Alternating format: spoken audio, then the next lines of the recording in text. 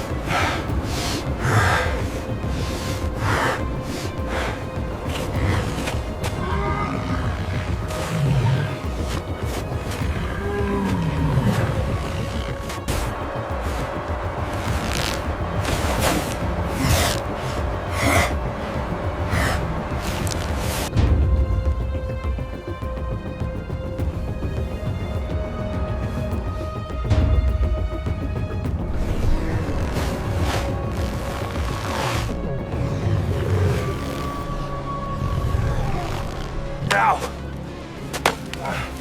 push it down. Hold it steady.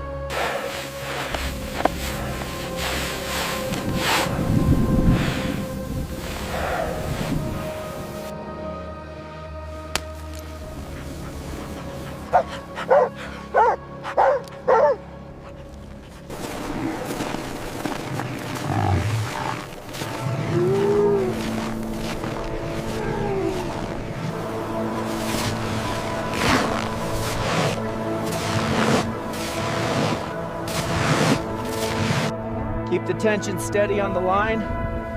Make sure that knot is secure before you proceed.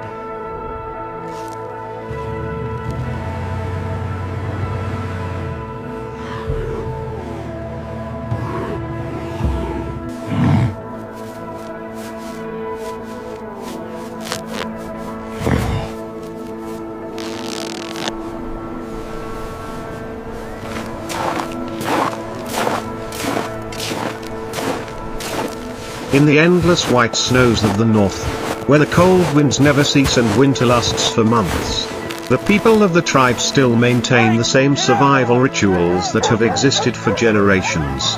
When a walrus falls, the action begins again. Not victory, but responsibility. Hunters in brown fur coats and white hoods tread lightly on the snow. The standard used to be slow and respectful. Every afternoon, each piece of natural rope, each piece of wood is placed in the right place, because in this place, leisure is taboo. He knelt by the walrus base, the cold blue light of the Arctic reflecting on the quiet porch. The people of the tribe began to gather in a circle, all wearing the same thick furs, keeping warm and united as a tradition of the cycle of life. Every movement was slow, precise and absolutely respectful. The hunt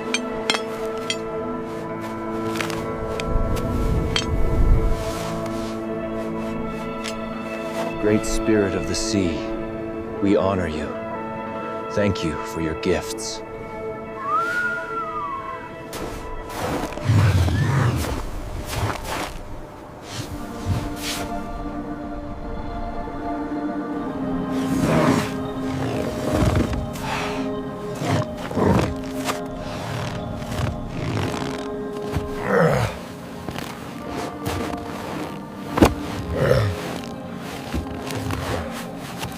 Hunters made the first cuts, gently and carefully, exposing only the thick hides. Without revealing anything too drastic. They worked like artisans. No gold sniffing. No duck eggs. Everyone knew their part of the job. The first hide was set aside.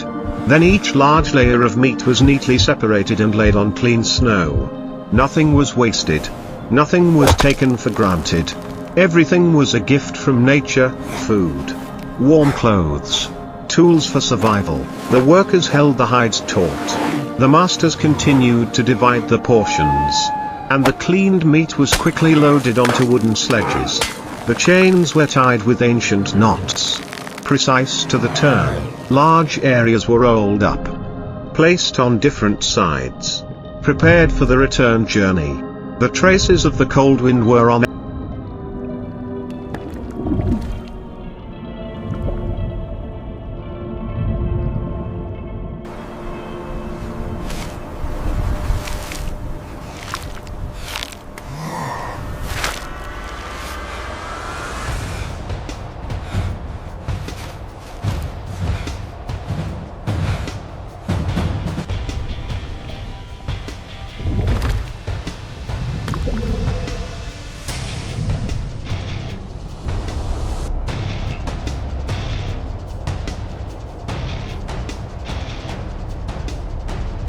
Everyone's faces.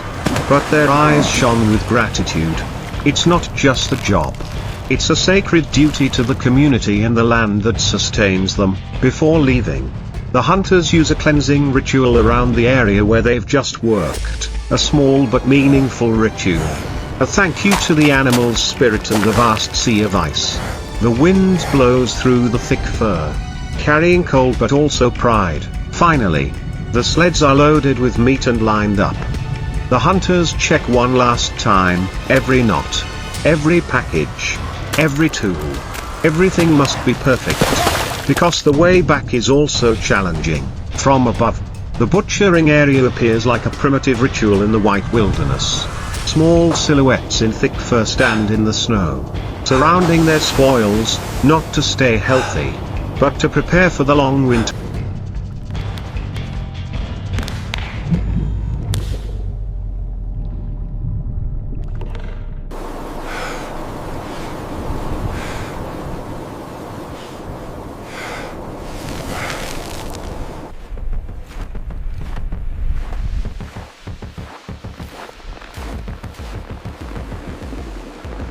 Welcome back, the fire is warm.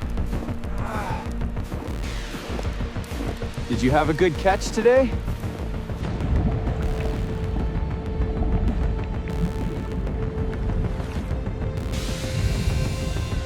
Ahead, in the cold wind, life in the Arctic continues.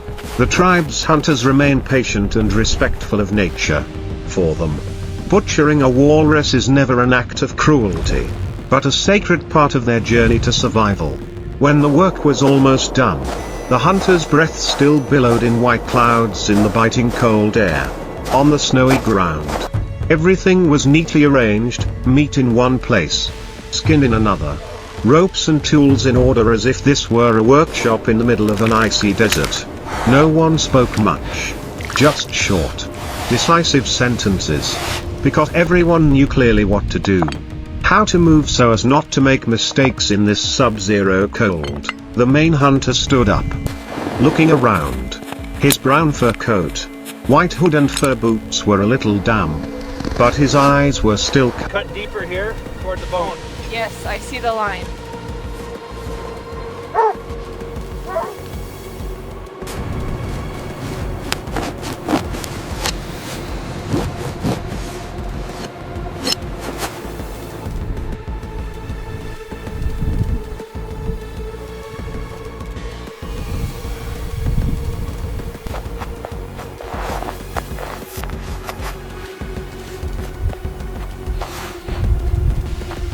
Hold it steady now. Pull the edge tighter there. calm. He checked that each package of meat was tied tightly. Each roll of leather was rolled evenly. Each knot was a guarantee that when he returned to the village, nothing would be lost. Nothing would be wasted. Each large block of meat was transferred onto a wooden sled, stacked neatly on top of each other. The snow crunched under their furry boots as they walked, the ropes straining as they tied the load to the wagon.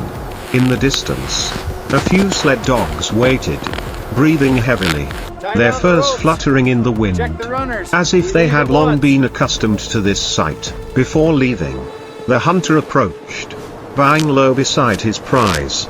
He didn't say much, just murmured a few words in the tribe's ancient language, a thank you to the animal that had sacrificed its life, to the ice that had nourished the walruses, and to the ancestors.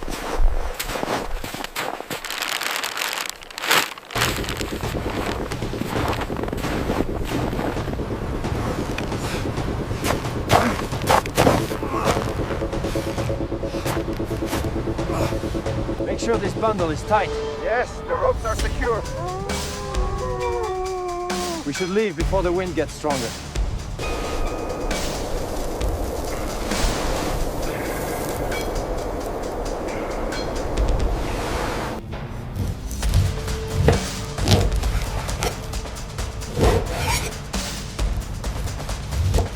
Who had taught them how to take without destroying. The others stood silently for a few seconds, letting the wind carry their prayers. Then he bent down, grabbed a handful of clean snow, and sprinkled it lightly over the area he had butchered. The action was small, but it was like a cleansing ritual, returning the white snow to its original purity. The traces of work will be erased by the wind, but the walrus's remains will last a long time in every roof, every meal, every warm fur coat. The sleds are now full. Ropes are tightened. Meat packages are lined up. Skins are rolled up, waiting to be dried and processed when they reach the village. The hunter looks out at the white horizon once more. The path he has just taken will now become the path he will take back, between the two ends of the village and the sea of ice.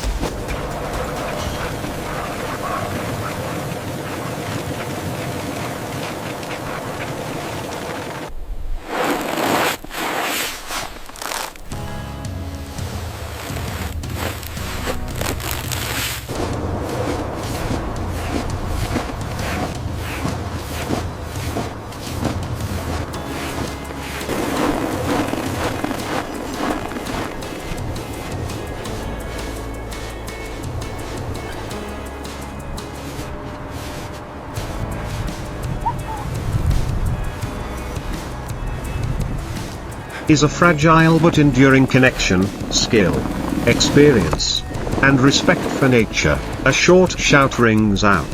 The dogs start moving. The sleds roll across the ice, leaving long trails behind. The figures in brown furs and white hoods gradually become smaller in the vast snow. The butchering is over, but its meaning has only just begun. From here, meat will become strength for the whole village. Skin will become clothes, ropes, tools. The bones will be used. Nothing belonging to the walrus will be wasted. In the wind whistling through the snow, there is a faint sound of continuity, between man and nature, between hunger and plenty, between the end of the hunting season and the new ice season that awaits. In this seemingly cold and desolate place, it is these quiet rituals that keep the